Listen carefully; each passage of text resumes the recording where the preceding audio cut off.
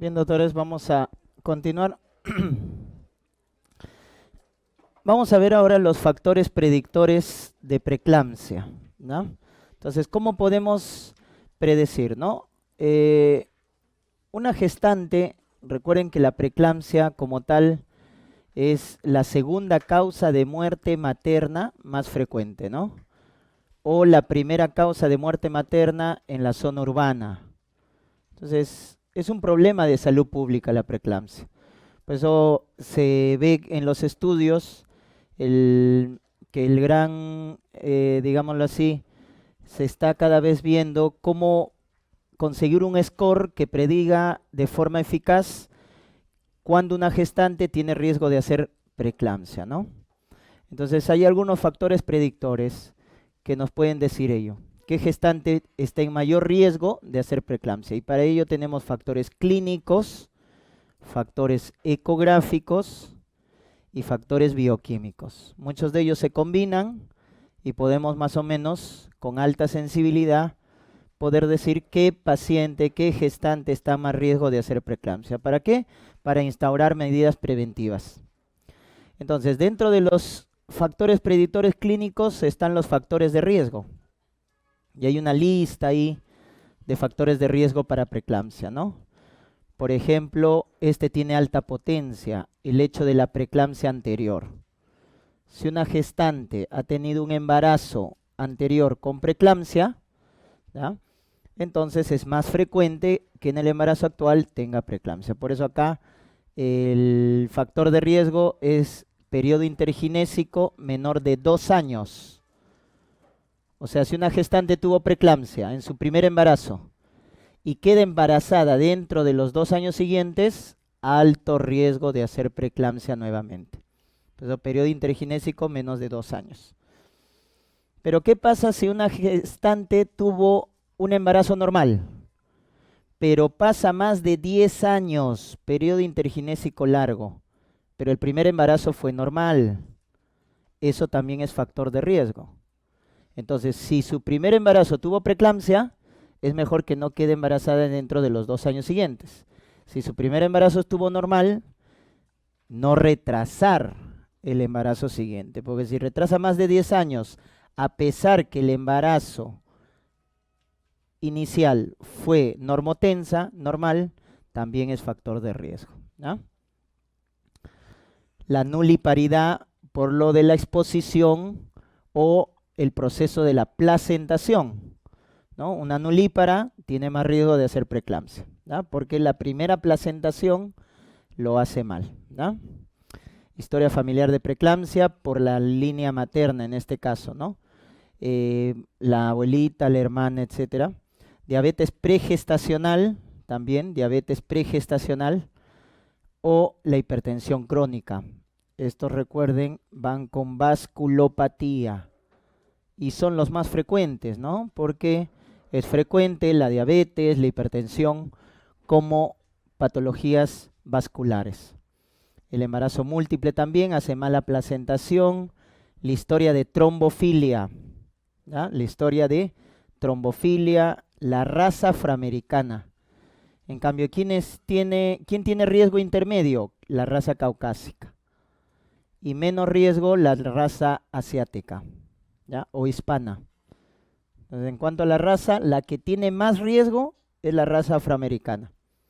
Igual que para parto pretérmino, embarazo múltiple. Riesgo intermedio, caucásica. Y riesgo bajo o factor protector, ¿no? ¿Quién es mejor? Asiática, hispana. Te hacen menos preeclampsia. Enfermedad renal crónica, fecundación in vitro, doctores, también es factor de riesgo para preeclampsia.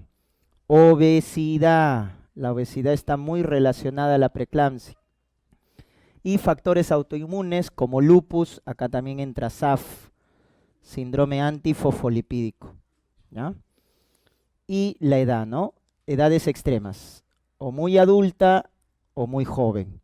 Las edades extremas también están asociadas a preeclampsia, ¿ya? Las edades extremas. Muy bien. Paradójicamente, un factor protector, ¿quién es? El tabaco, porque se ha visto que en gestantes fumadoras hay menos incidencia de preeclampsia en gestantes fumadoras, ¿ya?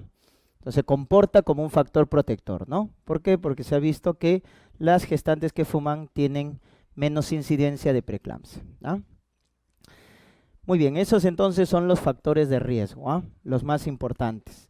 Luego tenemos acá en el ecográfico como marcador predictor el Doppler de arteria uterina. Recuerden el concepto, el Doppler de arteria uterina evalúa la insuficiencia uteroplacentaria, o sea, evalúa la perfusión uteroplacentaria. ¿Que cómo está en la preeclampsia? Disminuida. La perfusión placentaria está disminuida en la preeclampsia, porque no hay remodelado vascular. Entonces, miren, cuando yo evalúo el Doppler de arteria uterina en una gestante normal, vamos a tener esto. En una gestante normal, la arteria uterina y su rama final, que es la arteria espiral, está gruesa. Por lo tanto, en el Doppler voy a encontrar esto, ¿no? Este pico es la sístole y el valle es la diástole. Entonces, sístole, miren cómo la diástole es gruesa. ¿Eso qué quiere decir? Cuando la diástole es grande, quiere decir que hay buen flujo sanguíneo. Y eso pasa en un embarazo normal, porque ha habido una buena invasión del trofoblasto y una buena perfusión placentaria, ¿no? Pero cuando hay preeclampsia vamos a tener esto. No hay un remodelado de la arteria espiral está en vasoconstricción, pequeña, de alta resistencia y bajo flujo. Entonces, cuando le hago su Doppler a esta gestante, miren lo que encontramos. Miren la diástole, pequeña, delgada. ¿Qué quiere decir una diástole pequeña? Que hay bajo flujo.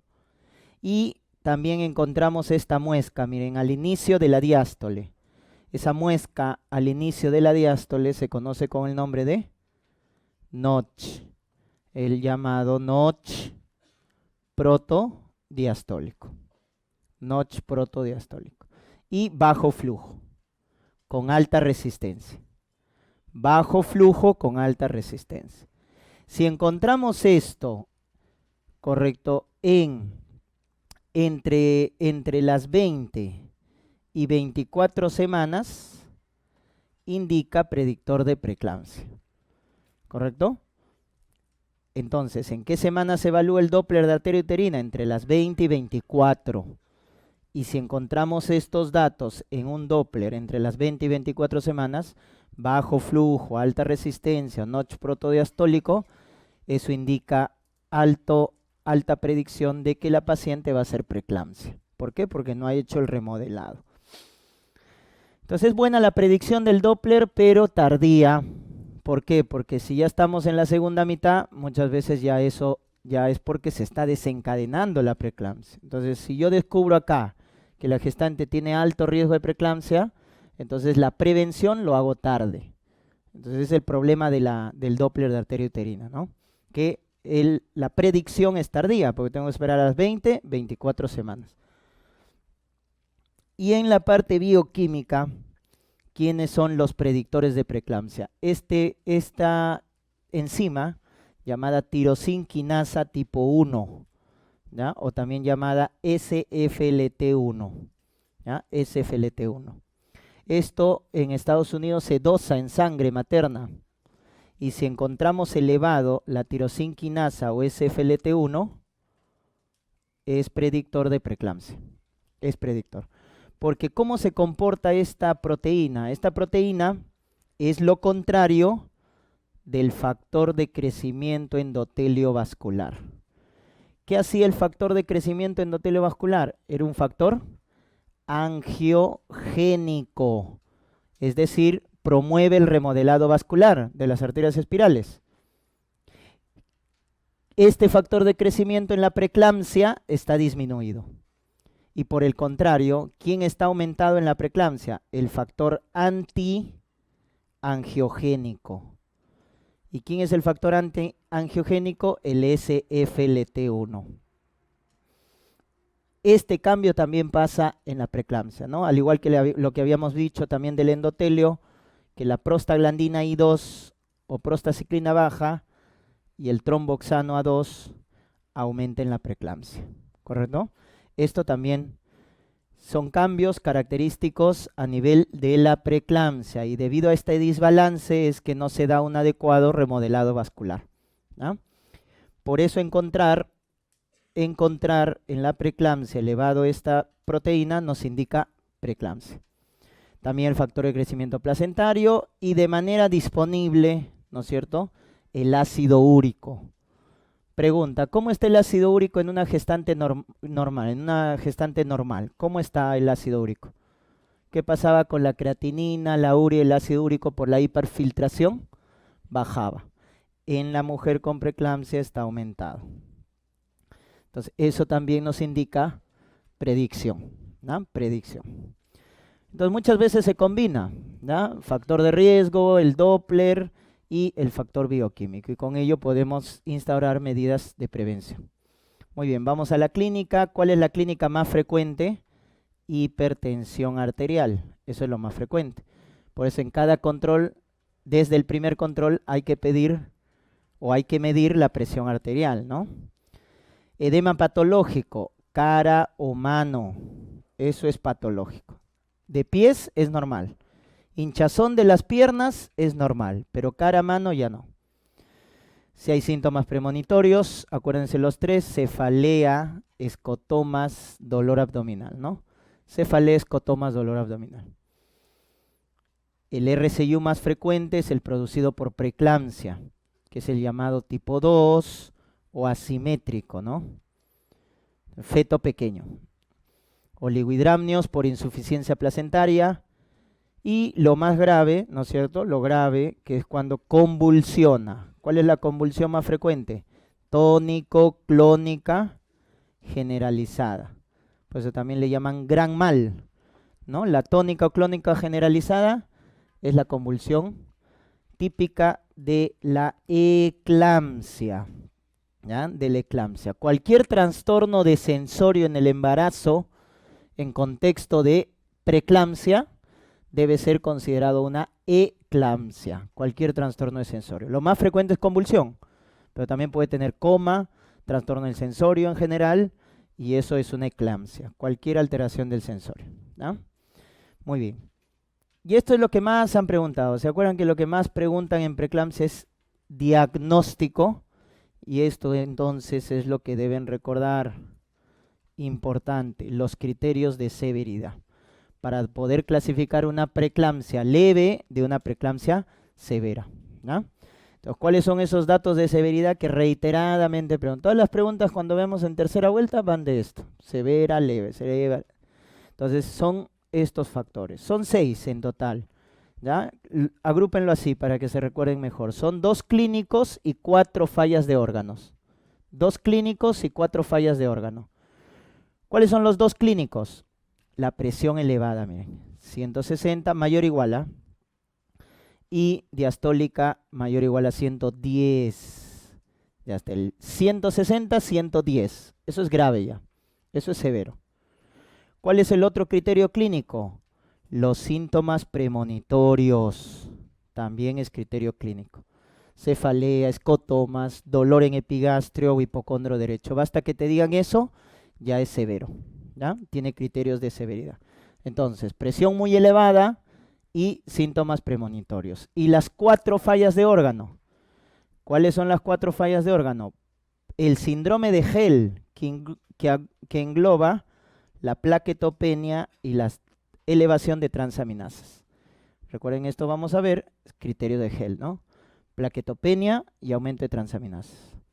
Edema agudo de pulmón, falla renal, oliguria, aumento de creatinina y la eclampsia. Están las 4 fallas: Hell, eclampsia, falla renal y edema agudo de pulmón. Esas 4 no te puedes olvidar. ¿Por qué? Porque te marcan diagnóstico y pronóstico.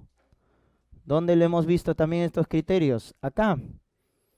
Entonces, si tú te das cuenta, estos criterios que hemos visto, que definen preeclampsia en ausencia de severidad, no solo te diagnostican preeclampsia, sino también te dan pronóstico, porque indica gravedad. Estos mismos que tú has visto acá, que sirven para el diagnóstico cuando no hay proteinuria, no solo te van a decir se trata de una preeclampsia, sino que también te dicen que es severa.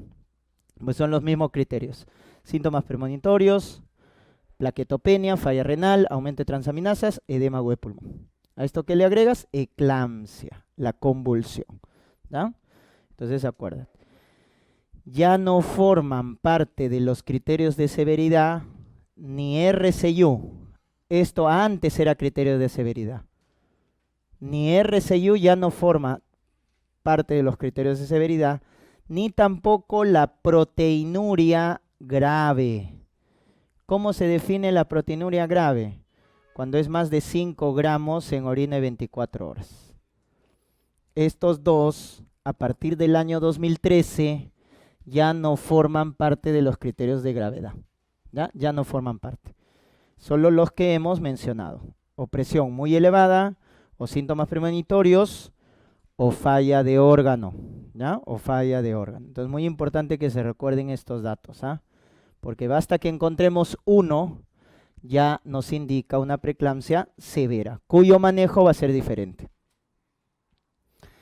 El síndrome de Hell aparece en el contexto de preeclampsia más frecuentemente, porque si nosotros analizamos la clínica del síndrome de Hell, que también les han preguntado de forma reiterada, miren, va con proteinuria y con presión elevada, miren, en más del 80%.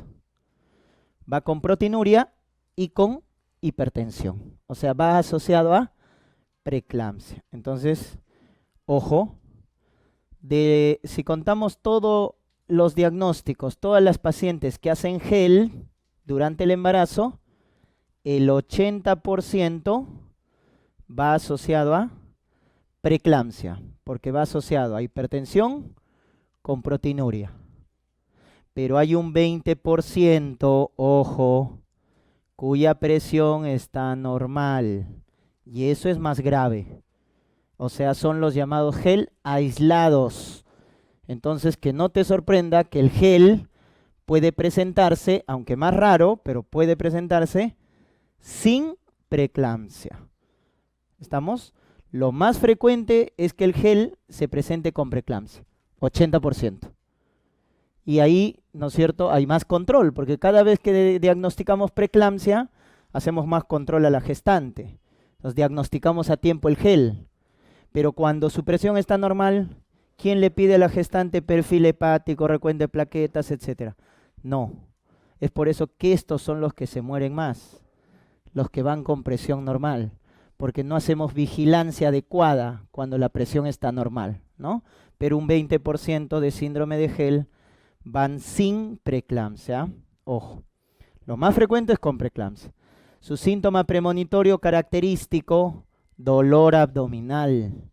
También puede haber cefalea, pero cefalea es más síntoma premonitorio ¿de quién? De la eclampsia. Cuando hemos hablado de los síntomas premonitorios es porque preceden a una complicación. La cefalea precede a la eclampsia y el dolor abdominal precede al síndrome de Hell. De esa manera se produce más frecuentemente. ¿Cuáles son los criterios diagnósticos? ¿Ya? Se llaman criterios del síndrome de Hell, criterios de Mississippi se llaman. Son estos de acá. Tenemos, recuerden que Hell viene de las siglas en inglés, H, que significa hemólisis. ¿Ya? La H del Hell significa hemólisis. ¿Y qué hemólisis hace Hell? Anemia hemolítica microangiopática. O sea, en los pequeños vasos, que recuerden en hemato, es la hemólisis más grave. Es la hemólisis más grave.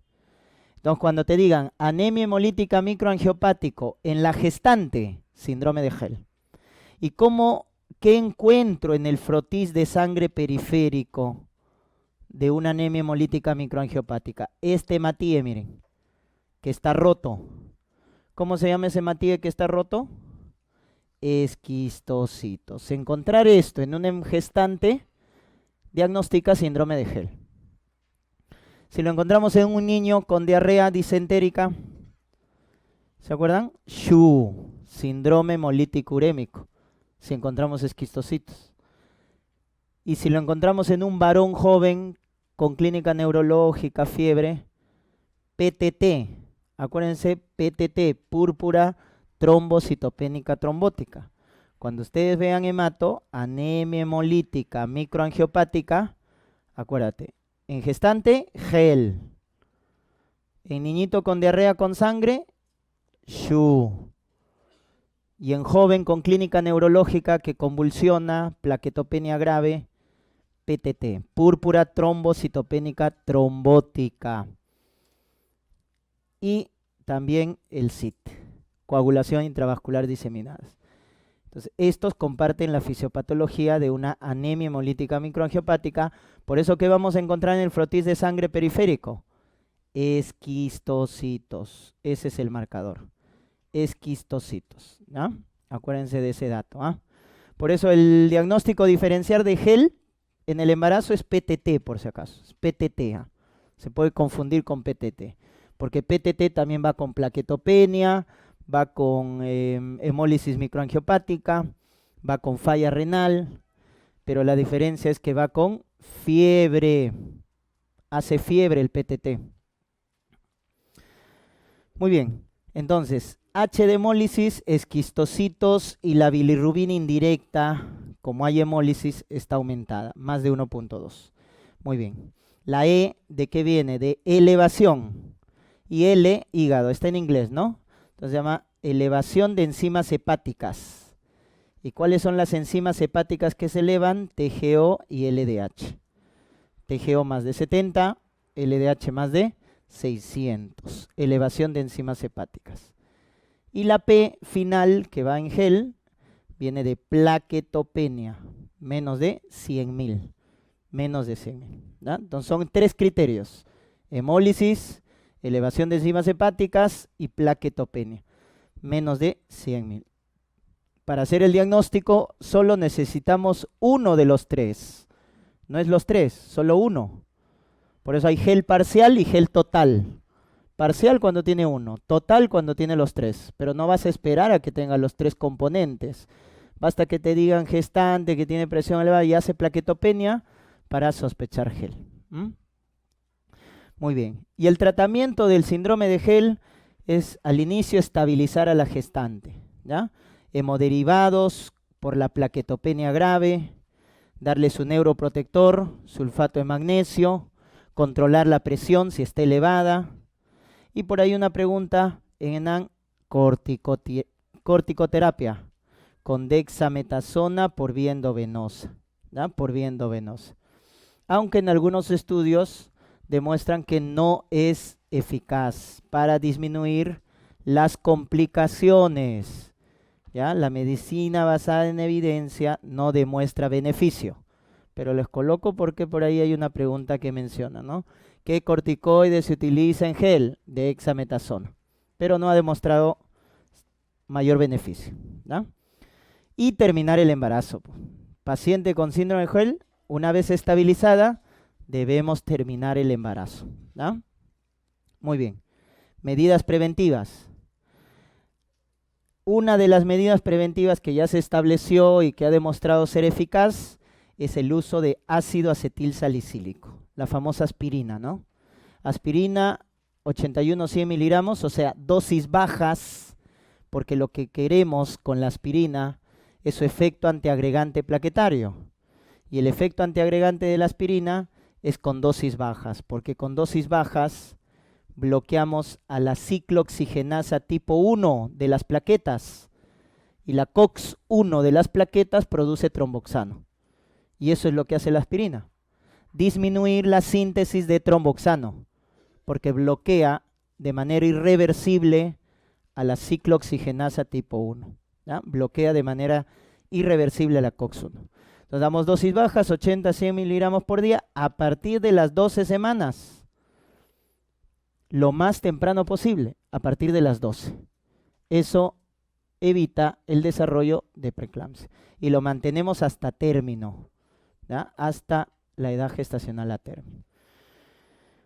Otro también que por ahí he demostrado es el calcio. ¿Por qué? Porque esto se vio en un estudio observacional. Las pacientes que tomaban suplementos de calcio, ¿no es cierto? ¿Cuánto era el calcio que debíamos dar? ¿A partir de qué semana? 20, 2 gramos por día, ¿verdad? Las que tomaban buen suplemento de calcio, en ese grupo de población se veía menos preeclampsia. Entonces, por ahí se planteó que el calcio, las pacientes gestantes que tienen buen suplemento de calcio, tienen menos riesgo de preeclampsia. Por eso está el 2 gramos por día a partir de las 13 semanas, ¿ya?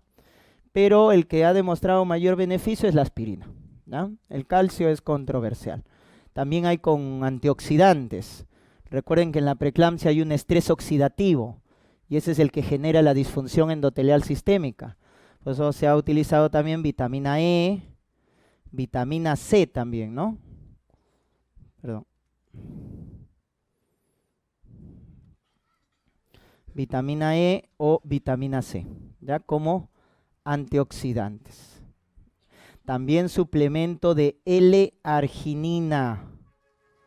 L-arginina.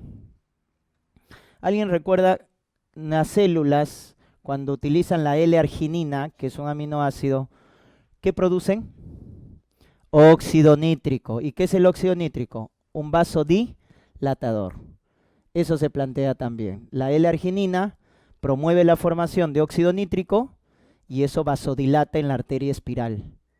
Entonces por ahí también va la teoría de que el suplemento con L-arginina previene la preeclampsia, ¿no? Pero el que siempre deben recordar, aspirina. Aspirina ha demostrado mayor beneficio. Muy bien, vamos al tratamiento, importante. Entonces, clasificar la preeclampsia, una vez que hemos diagnosticado, va a determinar el manejo. Entonces tenemos acá la preeclampsia sin datos de severidad, que vendría a ser la leve, y preeclampsia con datos de severidad, que viene a ser obviamente la preeclampsia severa, ¿no? Entonces el manejo es diferente. Si la gestante no tiene criterios de severidad, podemos mantener una conducta expectante. ¿Hasta qué edad gestacional? Hasta las 37 semanas. Si te dan un caso clínico de preeclampsia leve y te dicen cuál es la conducta, expectante hasta las 37 semanas, pero obviamente monitorizando 2 veces por semana. Entonces la vigilancia es más estrecha, pero esperamos hasta las 37 semanas. Y cuando llega a las 37 semanas, ¿qué hacemos?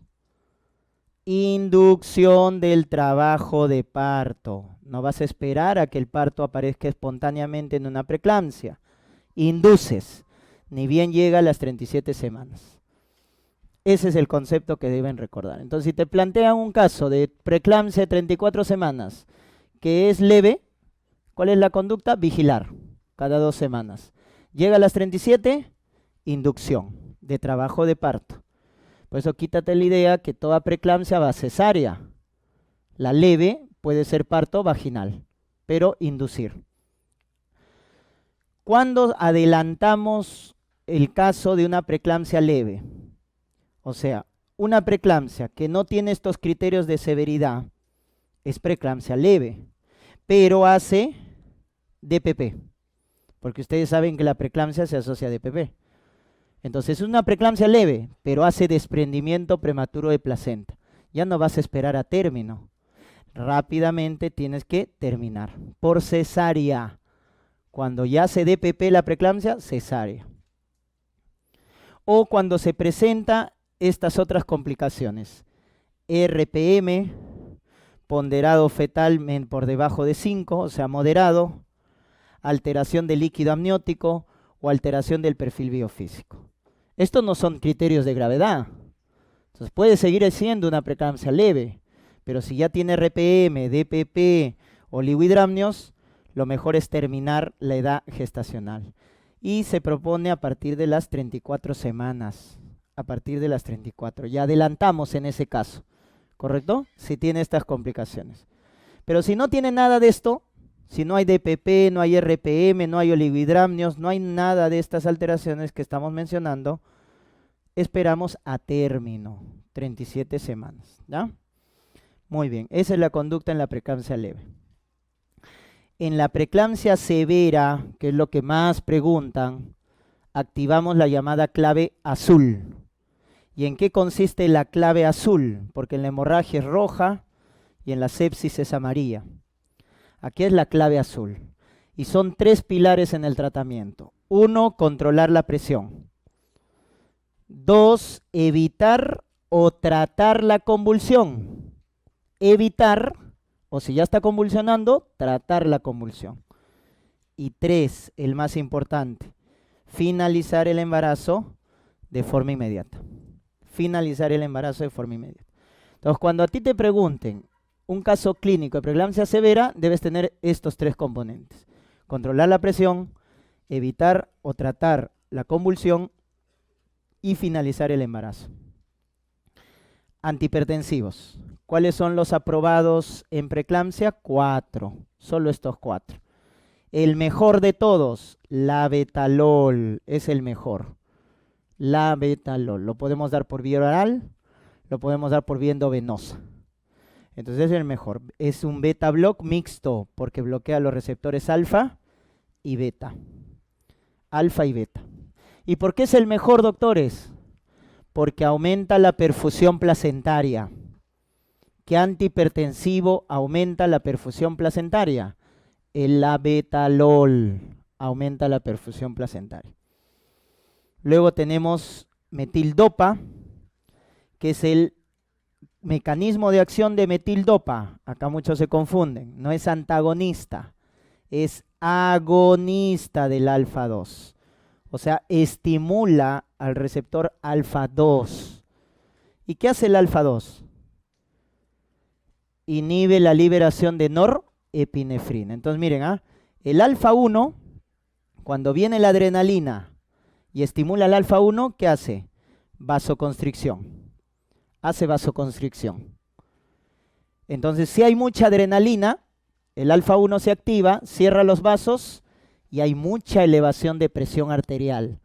Entonces tiene que haber un control. ¿Quién hace el control? El alfa 2, que está a nivel presináptico, o sea, a nivel de la neurona. El receptor alfa 2 está en la neurona. ¿Y qué es lo que hace el alfa 2? El alfa 2 lo que hace es bloquea la liberación de la adrenalina. Inhibe la liberación de adrenalina. De esa manera reguló este proceso. Entonces miren, el alfa 1 hace vasoconstricción. Y el alfa 2 regula la liberación de adrenalina. Inhibe la liberación de adrenalina. Entonces, ¿cuál es el mecanismo del metildopa? Estimula la acción del alfa 2. Y al estimular la acción del alfa 2, voy a bloquear la liberación de adrenalina. Y si no hay adrenalina, no hay vasoconstricción. Con lo cual la presión baja. Por eso el mecanismo de acción de metildopa es agonista de los receptores alfa 2 presinápticos, cuya acción entonces es central. También por ahí les pueden preguntar en fármaco. ¿Qué antihipertensivo tiene acción central? Porque está en la neurona, presináptico, metildopa. Los demás son periféricos, porque actúan en los vasos. Muy bien. Reacción adversa de metildopa, ¿alguien se acuerda? Una reacción adversa. Hepatitis. Si la paciente tiene enfermedad hepática o daño hepático, no podemos utilizar metildopa. ¿Da? Muy bien. También eleva los niveles de prolactina. Cuando vean en endocrino causas de hiperprolactinemia, ahí está también metildopa. Otro, hidralacina. Hidralacina se da por vía endovenosa, es un vasodilatador directo, buena potencia, porque es un vasodilatador arterial, directo. Va directo a la arteria y la dilata, ¿correcto? Tiene buena potencia, buena eficacia. Miren, acuérdense de su nombre, hidra. ¿A qué le suena el hidra? Agua, ¿no? Salina, ¿correcto? Sodio. ¿Qué es lo que hace la hidralacina? Retiene agua y sodio. Por lo tanto, ¿en qué casos está contraindicado de la hidralacina? Cuando tiene edema agudo de pulmón. Si la gestante tiene edema agudo de pulmón, no puedes dar hidralacina, porque vas a congestionarla más, ya que retiene agua y sodio, ¿no? Y en reumato, ¿qué te han hablado de la hidralacina? ¿Dónde lo ves? Cuando da antihistona positivo. Lupus inducido por fármacos. Acuérdense del lupus inducido por fármacos. Lo da la hidralacina, ¿no? Y les mencionaba de la antihistona para que se acuerden, porque es el anticuerpo que nos diagnostica el lupus inducido por fármacos, ¿no? Y luego tenemos acá nifedipino, calcio antagonista de la familia dihidropiridínico. Muy disponible. Está en vía oral, vía sublingual. ¿Y cuál es la desventaja del nifedipino? Que baja la perfusión placentaria. Porque nifedipino, al bajar rápido la presión arterial, baja la perfusión placentaria. Por eso mucho cuidado con nifedipino. Si me dan a escoger y te preguntan el mejor, ¿quién es? El labetalol es el mejor. Segundo, metildopa, ¿correcto? Ya está. Y cuando es refractario, ya agregamos hidralacina, nifedipino. Ahora, acá en el Perú se maneja bastante nifedipino, ¿ya? Pero eso es porque no tenemos disponible la betalol, ¿ya? Entonces eso es un problema. Un dato más acá en el control de la presión, doctores. ¿Toda preeclampsia vamos a tratar con antihipertensivos? No, va a depender del valor de la presión. Entonces acuérdate la presión sistólica y la presión diastólica. Miren, ¿cuándo definimos que una paciente tiene presión elevada? Cuando está más de 140, más de 90. Si está por encima de estos valores, ya decimos que la presión está elevada. Entonces, si te viene un caso clínico de gestante con preeclampsia de 140 a 90, ¿das antihipertensivos o no? Cuando está con 140 a 90, no. Para tratar con antihipertensivos, debe estar, le aumentas 15 a cada uno. Entonces, para dar fármacos antihipertensivos en preeclampsia, debe estar más de 155 la sistólica y más de 105 la diastólica, ¿correcto? Más de 105. En ese caso, damos fármacos antihipertensivos. Entonces, acá nada. Acá nada.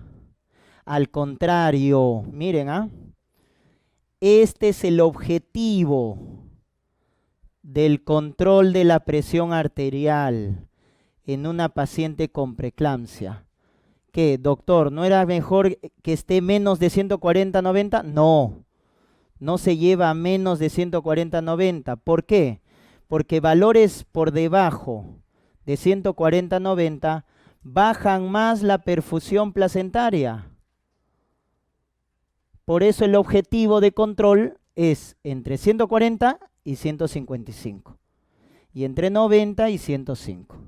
Ese es el objetivo de control. No llevarlo a valores normales.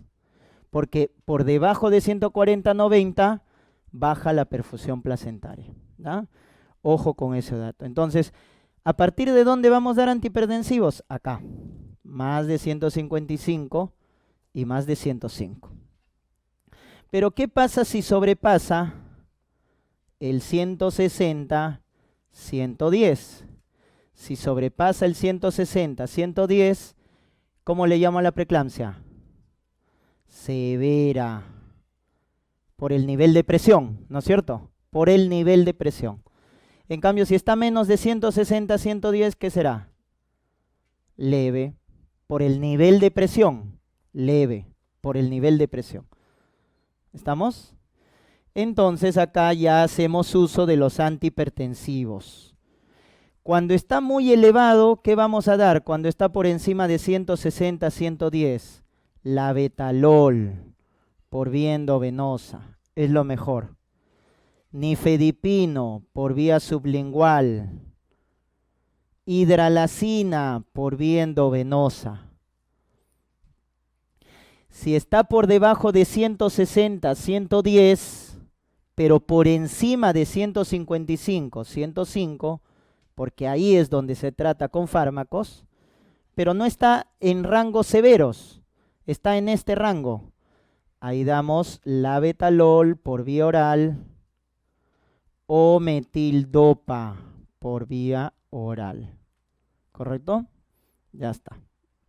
Muy bien, entonces de esa manera. Entonces acuérdense el dato, a partir de qué valores tratamos la presión.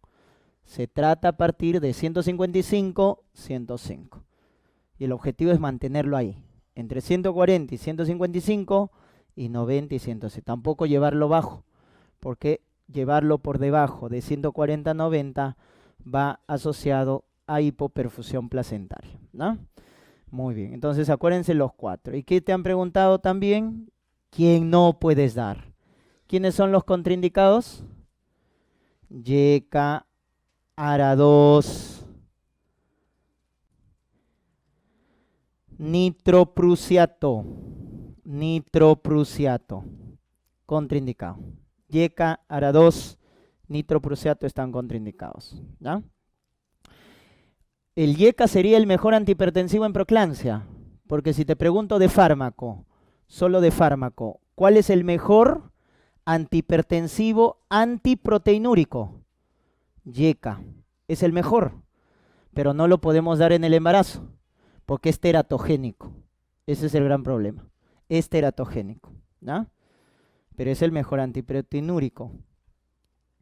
Muy bien, segundo punto, la convulsión. Entonces ya les he mencionado.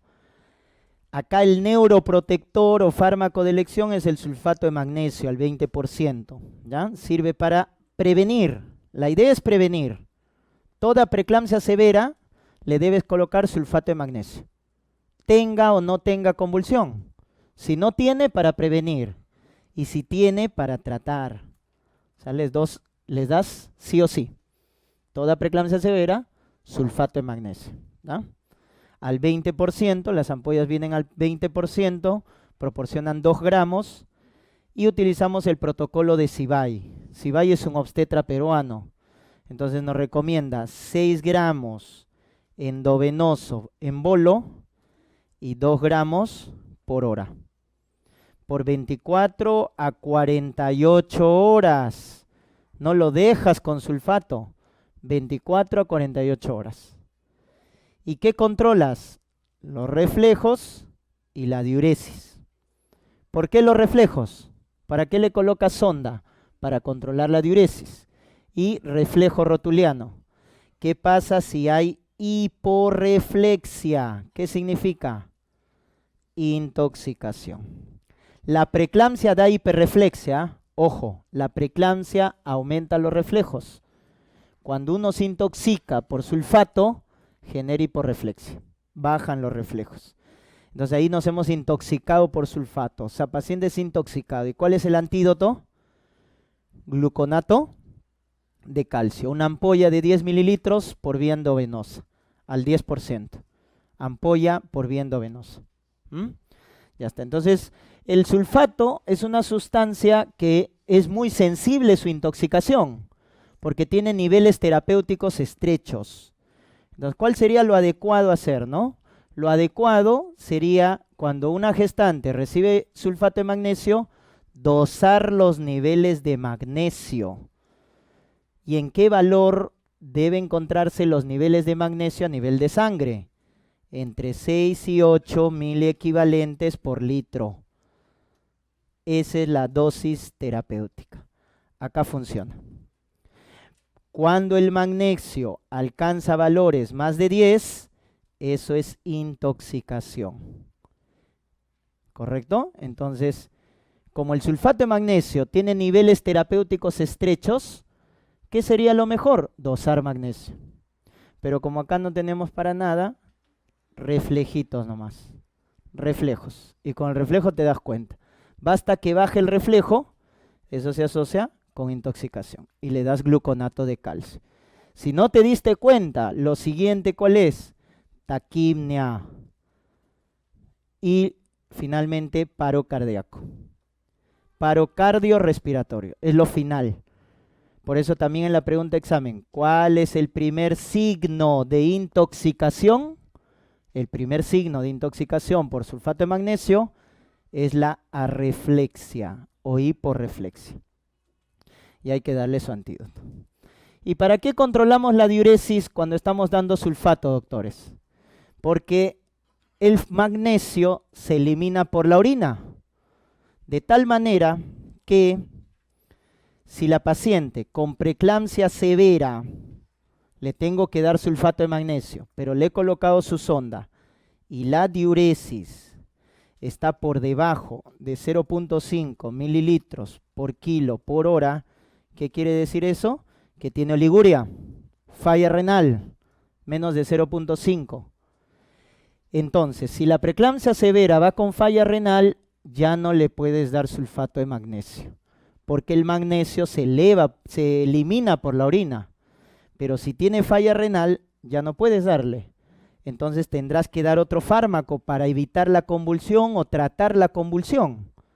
Y el fármaco alternativo al sulfato de magnesio, cuando hay falla renal, es diazepam o fenitoína.